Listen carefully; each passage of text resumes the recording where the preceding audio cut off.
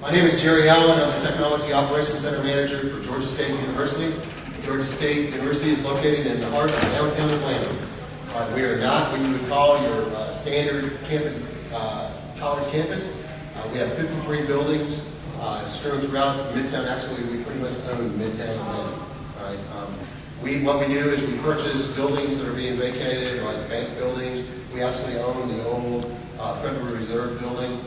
One of our study centers is actually in the vault at the Federal Reserve Center. It's really cool for the kids to go in, and they've got the huge, great big door, right, and everything. The vault door is still there, and we actually converted that to a study center with a computer lab in there, right? So we're very good at doing things uniquely, right? We call it the Technology Operations Center because it's a data center, a network operations center, and a convergence center all together. We actually have voice over IP now, and I'm responsible for the monitoring and maintaining of that, along with a lot of other things that we do. The data center was actually built to be a book repository. We're actually in the basement of Library South. It's about 6,000 square foot facility that we borrowed from the library about 22 years ago, told them we'd give it back in a couple of years, and we still own it. So it's on loan to us. So we've converted the data center, or the library book repository, into a data center. And so we're just kind of unique. And so what we're going to talk about today is how we've gone. We've done some really neat and nifty things. Again, understand that we're on a state budget. All of my money comes from what we call Title X funds, which is state funds. And the way that it works out is they take the amount of tuition that college students pay, their families pay and stuff, and then we get a portion of that, and a portion of that goes into the IT budget. The bad news is that it's 2 or 3 years ago. So we had a student population 3 years ago of 25,000. This year, our student population is going to be somewhere over 30,000. We are the second largest university in Georgia. And so our money that we get is a couple of years behind what we're actually serving. So the idea of an IT budget has been, it's one of the bigger budgets in the school system as far as the college goes. And of course, as any good college president, you want to know where all the money goes. So it's real hard for us to get capital money and money to do capital projects. We need to build a new data center, $7 million. Nobody knows where the $7 million is going to come from. So we live in the world that we live in, which is the 5,500 square foot book repository. One of the things that IT people, we have done to ourselves, we're our own worst enemy in the fact that we're miracle workers. If somebody says, I need 25 servers in house, you need to rack them, stack them, cable them, power it up, and I need the application running by next week, we look at it and go, okay. I don't have a clue where I'm going to put them, I don't know where the power is going to come from, and I don't know if I can cool them, but the bottom line is I better figure out how I'm going to do it, otherwise I'm going to be looking for a new job pretty much. Right? So we're miracle workers, we're jacks of all trades, masters of none. And what we do is we continually shoot ourselves in the foot because we just do it. And that's kind of what we're going to talk about, some of those things today. So here's our agenda, none of the introduction. By the way, feel free to stop me at any time, ask any questions, do whatever you want. As far as that goes, I am not, of course, nothing is sacred. I'm going to say things that may agree or disagree with you, please. If it disagrees, let me know. If it agrees, let me know. Right? Because I really feel like what I'm going to talk about is just experience and some of the things that we've done, what's going on in the business. We're going to talk about the trends, the Gartner report, the EPA report. We're going to talk a little bit about facilities, infrastructure, how we can go green. Is it a reality? Is it not? This greening of the IT that everybody wants us to do, the greening of the data center, all these things that everybody's talking about, all the great buzzwords that are going around. And if you're like me, my email box fills up on a weekly basis on the greening of the IT and how we can be energy efficient. And everybody's got a way of doing it, right? And everybody wants money to make it happen.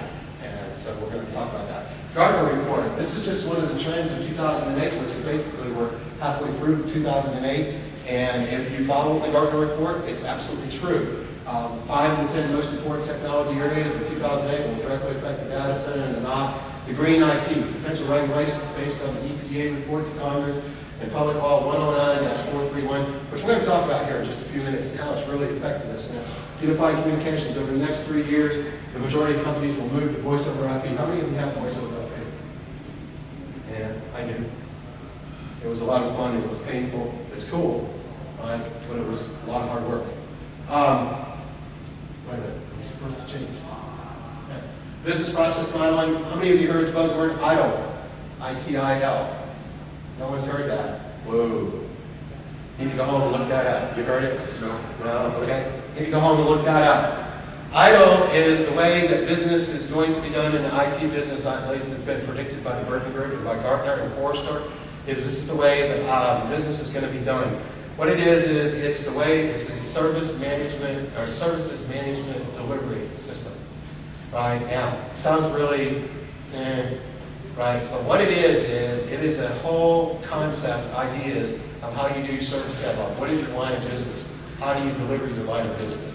And stuff. And so it's ITIL, it's, the newest version is ITIL 3.0. It came from England, right, and it's something that everybody should be aware of. It's a lot of the buzzwords that you'll hear in the community, right, and it has a lot to do with the efficiencies of data centers and the basic IT structure and how you deliver your business. Virtualization, server virtualization, heating, cooling capacities, and ROI isn't the answer for all of our problems. We'll talk a little bit about virtualization and how it's affected energy efficiency and how it's affected us, right, and what we're looking at. Computing fabric, clustering and weight technology. I just read a report from the Burton Group, I think it was the Burton Group, that said maybe blade technology is not the greatest thing that we thought it would be. We are not ready in a lot of cases for blade technology, and the fact that the 20 kW to 30 kW usage on, well, 30 to 40 now is what they're talking about, usage per square is way too much for the data center, so once the data center was actually designed to hold that. Right, so there's a lot of issues about heating and cooling by going to the blade centers. So, the EPA report to Congress in 2007 and 2006, the U.S. data centers consumed an estimated 61 billion kilowatts an hour, billion kilowatt hours of energy, which accounted for about 1.5% of the total electricity consumed in the U.S. that year. Doesn't sound like a lot when you think about it. Comes to $4.5 billion. But this is the important number. The electricity consumption of about 5.8 million average U.S. households. If I'm a congressman or a representative and I see that something affects around 5.8 million people, those are constituents. I need to get involved in this because it'll make me look good with my people if I can get the cost of energy down, because people are crying out it's too expensive to heat and air condition their houses and stuff. And look, the IT business is taking 1.5% of the electricity consumed in the U.S. Why are they doing that? Isn't that it? For the number of spaces that we're talking about, and I can't give you the number that they actually looked at, right? But 61 billion kilowatt hours, that's a lot of energy. So what happened was, a year ago, I predicted that the Congress and the representatives, the whole booth, the Senate, everybody was going to get involved. We were going to start seeing something happen. If the status quo continues by 2011, data centers will consume 100 billion kilowatts of energy, a total annual cost of $7.4 billion.